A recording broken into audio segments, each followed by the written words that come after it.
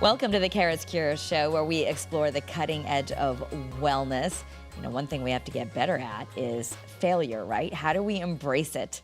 Humorist and feminist Gina Barreca is sharing her wisdom in her newest book, Fast Fallen Women, which is fastly becoming a bestseller and moving to the top of charts everywhere. So we're happy to have you, as your day job is a local UConn professor, but people all over are reading this. It's a collection of 75 essays about the dangerous and enthralling ways women fall and how we get back on our feet more deft, more decisive, and daring than ever. I love it. Thanks, Gina, for being with us. I'm just so excited to be here. You know how much I enjoy talking with you. And this is a subject close to, I think, the hearts of all women. It's one of the reasons that the book is doing well and that we're very proud of it. It's done by a Connecticut press, Woodhull Press, which happened to be founded by one of my former students. There were 3 guys who founded it, and Dave Legere, who had been in one of my creative writing classes, graduated at UConn in '06, wow. And started this press, and has become incredibly successful. Wow. And so that agents are now, like, people I know who are real, like, New York literary agents are saying, like, do you know anyone at Woodhull that we could send, you know, our best writers to? And I'm like, well, you know, I'm one of my students is one of the founders. So I'm blowing my nails. So it's really, as talking about the publishing industry, the publishing world, it really is. You have to grow them from stem cells. I really that's how you all these great books, because they were your students. Yes, exactly. There are 30 UConn. I'm very proud in terms of UConn. There are 30 UConn either former students. There are a couple of current students. There are alumni. There are people who are emeritus faculty. Yeah. I mean, so there's a big UConn presence, and then there are people from around the world. I mean, literally from Pulitzer Prize winners. There's right, everybody. Right, yeah. Jane Smiley, and everybody wrote especially for this book. So the theme of the book is failure, okay? And you love to share your wit and your wisdom of, you know, being around the block a couple times. And the idea is, women, we have to embrace failure, and we're not so good at that. Yeah, well, it's not. We have this idea of perfection. We've been given since our, you know, the first words we've spoken. You know, it's like Eve taking the apple in the garden. It's like the first thing that we do is somehow wrong. Yeah. It's like, you're not sitting straight enough. You're not smiling pretty. Come on, smile. Smile. I mean, it is, everything that we do is somehow correctable since we're infants. Yeah. And, you know, it's as if you have curly hair, it's supposed to be straight. If you have straight hair, it's supposed to be curly. If you have big as a curly hair girl who blows it out, yes, exactly. I understand. You know, it's a different, and again, I'm going for this fabulous look that puts me between Elvira, Queen of the Night, and like Pepe Le Pew, you know? So I'm just embracing that. But it's failure, it's the idea of the fallen woman. It's somehow, it's imperfection. It's the idea that you've done something wrong. And because we are, I think, more than our male peers, we are infused with a sense of guilt. We're responsible for everything that happens to everybody. And that's what we need to get over. We need to get over that we are the nurturers and the caretakers. That's great. Every woman, as we know, carries in her bag everything she needs to start life in another state, right? I mean, men there's a lot of stuff. And a lot of stuff. I don't always know what's in my bag, because there's just like stuff layered upon stuff, but yes. I mean, my mother told me that she taught me a tip. You dump it out into a garbage bag and then just pick out the things that you want to keep, because there's usually so much in there. You see, and I would say that's a really smart idea for life. You need to do that emotionally every few years, too. You need dump everything out and only pick what you want to keep. Exactly, and pick what you want to go along with. I mean, men don't do this. Women have, you know, we have an extra bottle of water. We have a lipstick from Clinique we haven't used in 20 years, but it was part of a free gift. We have Band-Aids. We have batteries. We have eye makeup. We have we have gum. We have aspirin, Advil, Sudafed. fed. If we have a friend who's a nurse, we have samples of some anti-allergy thing. Men carry a credit card and a 20. Yeah. Right? They need it, they can buy it. Or if they that, ask or us. just their phone. Or they ask us. It's like, do you have any aspirin? Do you have some water? Do you have it, right? And we're looking through this and going, no, but I have moussaka. Would you like some moussaka? Because we're carrying everything we need that anybody might want. Emotionally too. Emotionally too, absolutely. So we're always the ones who feel, and if we don't have something that somebody needs, we feel guilty, and we feel, how come I couldn't provide what somebody else needed? And that's what a lot of the fallen women pieces are about. They're all nonfiction. So they're all real things. And so is it fallen like they failed or fallen like they actually fell, or both? They're both. I mean, there are 75 ways to fall. It is like, remember the old Paul Simon song, 50 Ways to Leave Your Lover? Yeah. It's like there are 75 ways to fall. So there are some, like best-selling author Amy Tan, who's one of the great American writers who wrote Woman Warrior, and she is literally talking about how to stop yourself from falling. She's like, don't leave magazines next to the bed if you read them when you're going to sleep, because you're going to get up in the middle of the night and you're going to fall down. It's like, if you're wearing high heels, do not have your pants hemmed. I mean, like, really interesting, very funny. And then there are ones about women who feel that they have failed their children in raising them. There are women who feel that they failed because they never had children. There are people who feel that they failed their mothers because they somehow didn't live up to their mother's expectations. There's a wonderful story by a woman named Amy Hartle Sherman about how she came from this very high academic achieving family in the Midwest, and she became a flight attendant. She literally rose as this fallen woman. Everybody else wanted her to go to to get a graduate degree in engineering. She said, my future is up there. She wanted to go around the world on somebody else's dime, and became a flight attendant and loved it. And this was 30 years ago. But her family was like, she's the fallen woman, but she's the one in the sky. I mean, she found her way. And flying was cool back then. My mother was a flight attendant. Exactly. Yes. That's one of the reasons I thought about this, because that was a way for women to achieve a kind of literal independence, where the world was theirs, and as opposed to theirs. There's an essay by a writer named Barbara Cooley about how she was not able to get a mortgage. She could afford her own house. She'd been working. Again, this was in the late 60s, early 70s, I think, early 70s. And they were saying, well, but you have to have a husband co-sign or your father co-sign. She's like, so you had to do that back money. Then. And the bank was like, yes, but what man? What man? And so it's different now, but like she talks about. But so it's interesting because that's only in the 60s. It's not that long ago that you would have needed a man to co-sign a mortgage for you. And I'm a little afraid that we are in danger of losing some of those rights that we fought hard to get, but now we take them for granted. And I'm a little concerned that, for everybody, that we don't want to have to co-sign. I mean, I've been married to a husband that I astonishingly still love after 33 years. Yeah. But I don't want him to have to co-sign every piece of mail that I put into. I don't want him to. Of course. I like having my own credit your card. husband shouldn't have to co-sign because People magazine has said that you're smart and funny and a feminist humor maven. So why would you know? No, but I mean, I love that you're making us laugh. So humor isn't. Humor is healing, right? Yes. And so we have to learn how to lighten up a little bit, and as this says, kind of hold the compact mirror to life. But if we want to lead better, if we want to feel better, how do we use humor?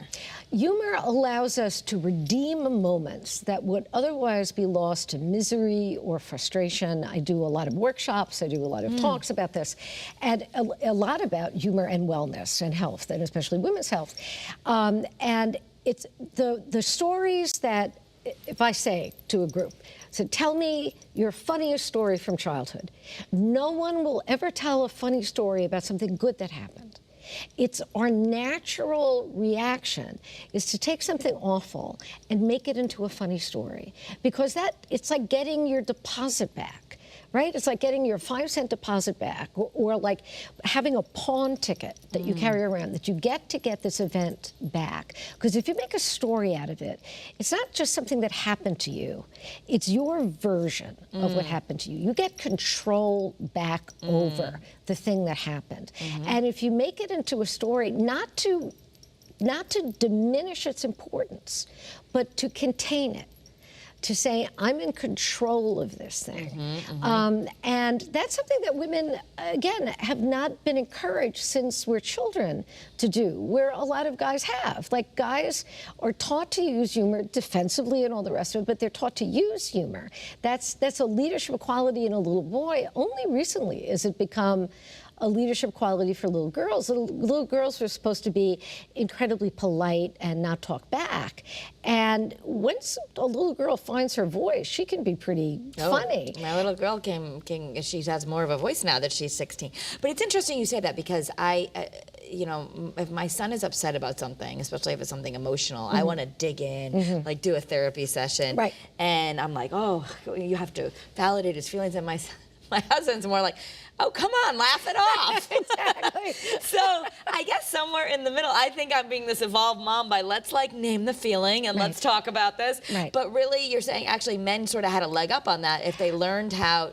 Although, as long as they didn't take it to short circuit altogether, because that's the idea. It's not to use humor to diminish something or to walk away from it or to disguise grieve it, own it, right. But then you can kind of change exactly. it. You can change how you feel about it. So that when I think about the times that were hard in my childhood. My mother died when I was pretty young. She was sick for a couple of years. And my job was to make her laugh. And she didn't have a great sense of humor herself. She was actually French-Canadian. She raised us in a not her mother tongue. You know, she spoke a real Québécoise, de parle comme ça, a real Québécoise French. And there were times when she was inconsolable about feeling depressed or exiled at the end of her life. She was really agoraphobic. But I could at least make her laugh, and that was my job. And I realized that, in some way that took away from parts of my childhood, not to get into all kinds of therapy here, but that it at least brought some way for us to connect and talk and to look for her to be part of the world. And then it was really, I grew up in Brooklyn, New York, right? So you learn to be funny early, because if you're not funny in Brooklyn, they will kill you. I mean, my next door neighbor was Judge Judy Shineland. I grew up next door to Judge Judy. Did she discipline you? No, Judy is exactly who you think she is. Yeah. I mean, she doesn't, she is who she was. I mean, she was the dentist daughter, so she was the girl who was like gonna go to college. Nobody else. I'm the first woman in my family to graduate from high school in a timely fashion, and and then you became this writer and college professor. Well, but that was not in the cards. When I applied, I was one of the first women at Dartmouth College, which was one of the last Ivy League schools to go co-ed. And it's up there in the woods of New Hampshire. And they only let a few women in at a time, as if no one would notice, like they didn't want too much estrogen in the water all at once in Hanover. And, but I think that's where I really learned to speak up, because guys would say, when our grandfathers went here, there were no women.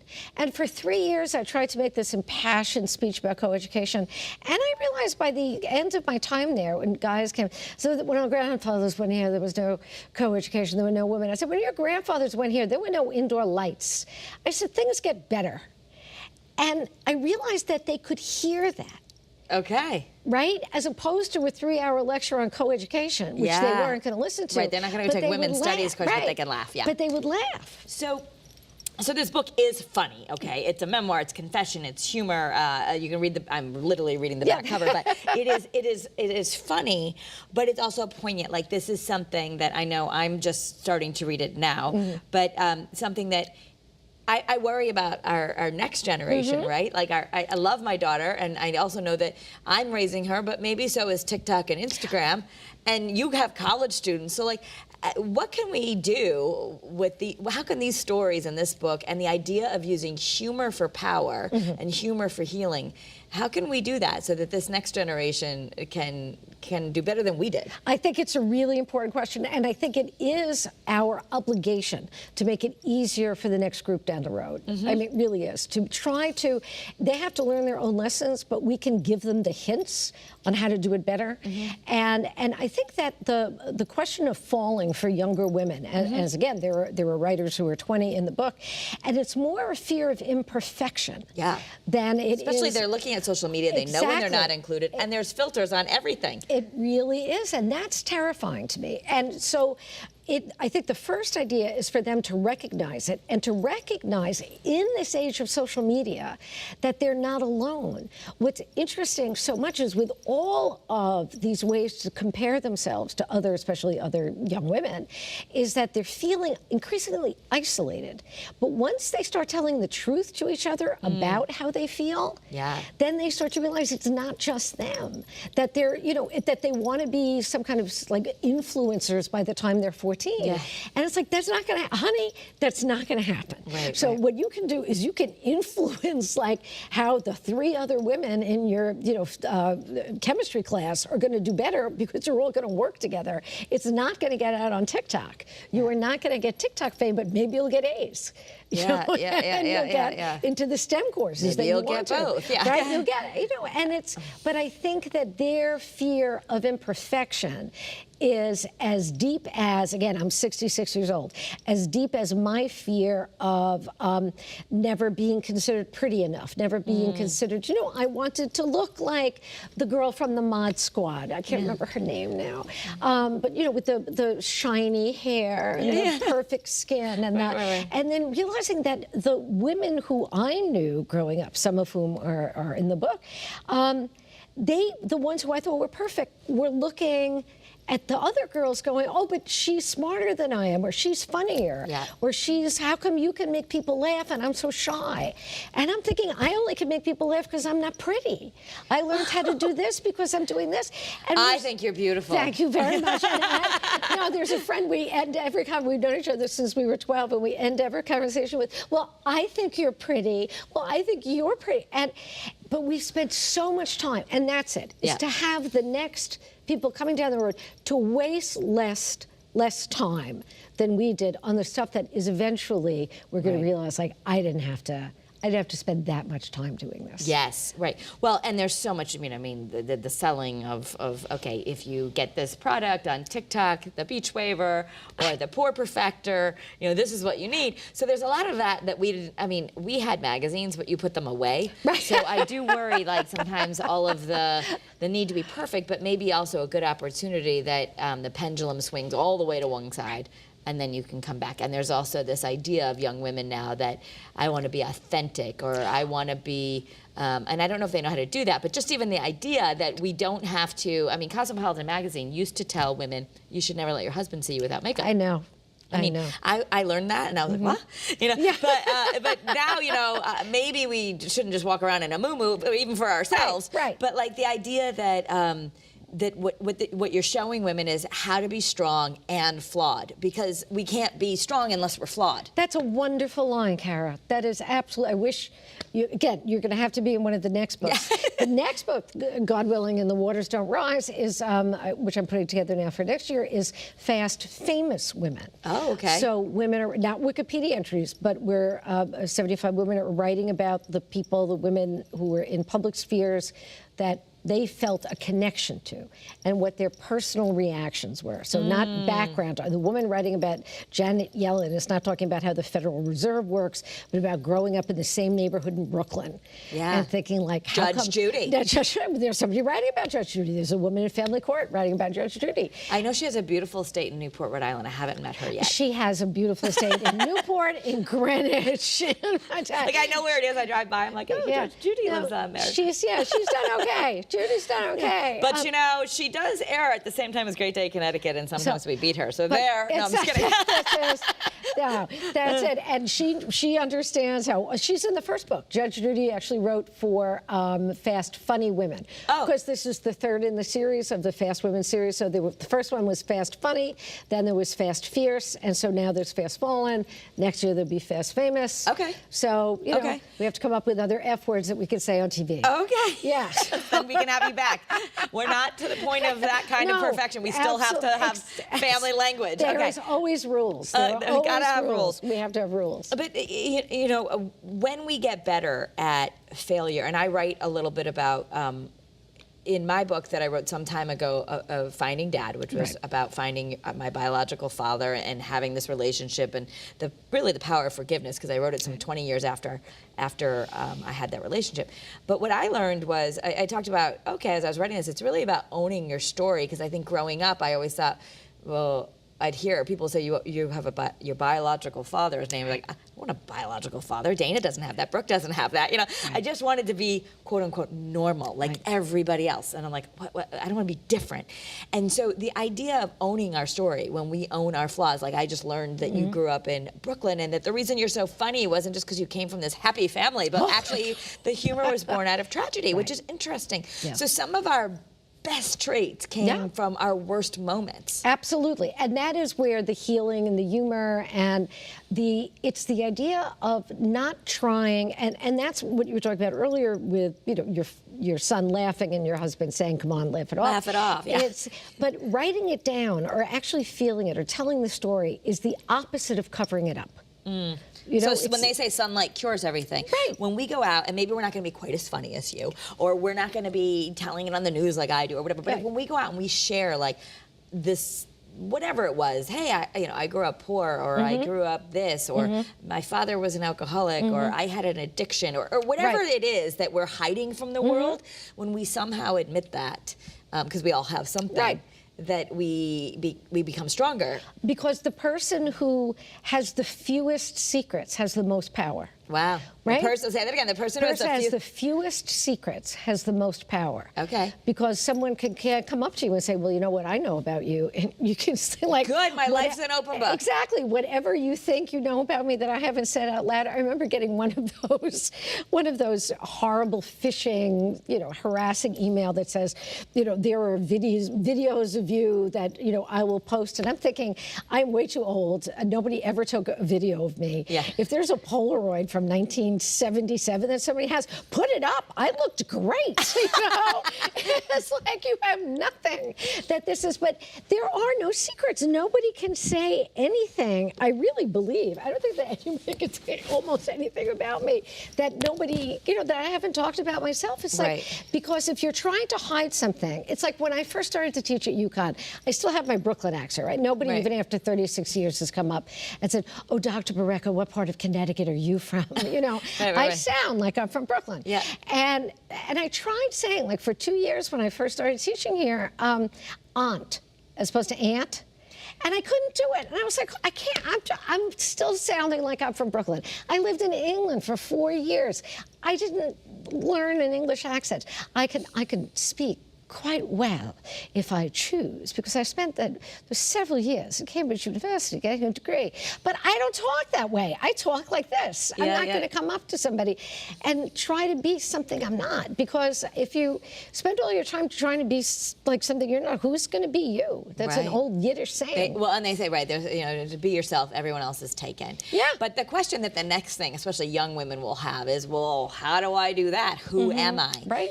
So that's also what you're going to find out in this book, is that you're not just born knowing this. Like every time we have a failure, it invites us to explore like what we're made of. And the more we share that, the more we're helping ourselves and helping other people. Absolutely. And the idea that failure is, again, the world's feedback. The world is going to tell you, you're not good at this. You know, this is not your talent. This may be something you want to do. This isn't something you're good at. You're good at this. Yeah. You know, and it doesn't mean you have to. But not always to believe that. Right, and not to say that's the only thing I can do. I always encourage my students to take classes they don't know they'll do well in. They're so used to taking classes that they succeed in. I said, look, an education is for you to see whether you try something new, something you don't know. If you already know you're going to get an A, that's why take the class. Take something you don't know. Take an art history class. Take a music class.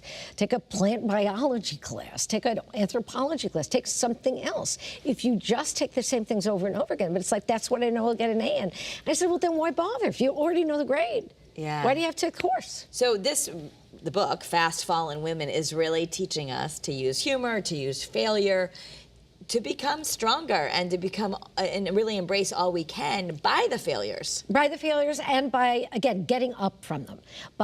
When you fall, you get a new perspective and you figure out how to get up. You figure out, and that's, again, the health part. You figure out how to use muscles you didn't know you have, how to use coping mechanisms that you may not have used before, but then become real strengths. And that way you can help other people rise. And humor is healing. Humor is healing. Humor gets your deposit back on life. Yeah, yeah. Absolutely. So do you have a failure you want to share? Oh, there are so many. There are the times when like a particular failure I want to share. There were so many. I tried to write a novel. That's something not everybody knows about me. Ah. I tried to write a novel. And I got, as most people do, I got about 90 pages into it. I think everybody's got like 90 pages stuck in a drawer somewhere or on a screen. And I couldn't get past it. And I recently reread it. And I thought, oh, maybe, because it is on the server. And I thought, oh, maybe it'll be good.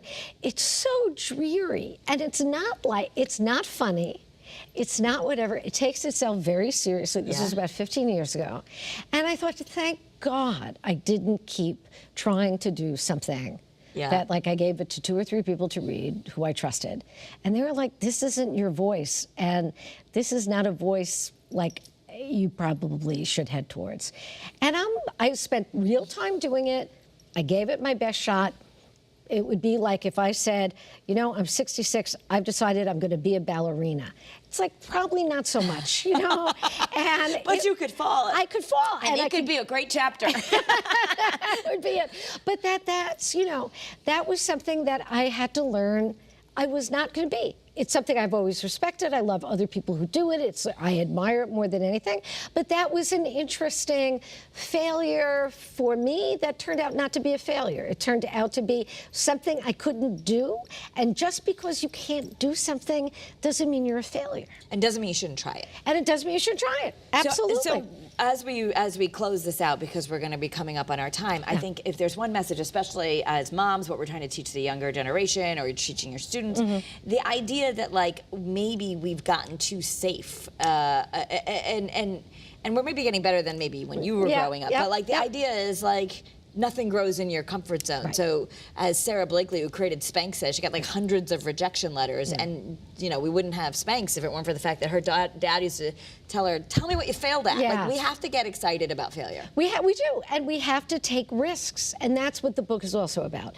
It's about the attraction of risk and how to tell, in a way, what the good risks are from the scary risks. And if you go towards the scary risks, how to make a turn that turns you away from them, or again, how to get up if you crash into them. And other people survive. We survive. We manage to do this. And knowing that you're not alone can make all the difference in making sure that you understand you can borrow strength from other people when you feel you don't have it yourself. I love it. And so you can borrow strength from these 75 new essays because they are dangerous and enthralling, and they are funny. So everywhere from 20 to 80 for the ages of people who've written them. If you happen to listen to this soon, October 5th, you'll be at a book signing 4:30 to 6:30 at Headliners in Tallinn, Connecticut on Merrow Road. But if not, the book is available everywhere. It's doing quite well. Any bookstore you want. So thank you so much, Gina Barreca. Thank you, Love having you. I'm so honored and delighted. Thank you. Oh, the honor is all mine. Again, Fast Fallen Women, get it anywhere. We love having conversations on the cutting edge of wellness, and of course, humor is an important part of that. Have a great day, everyone, and be well.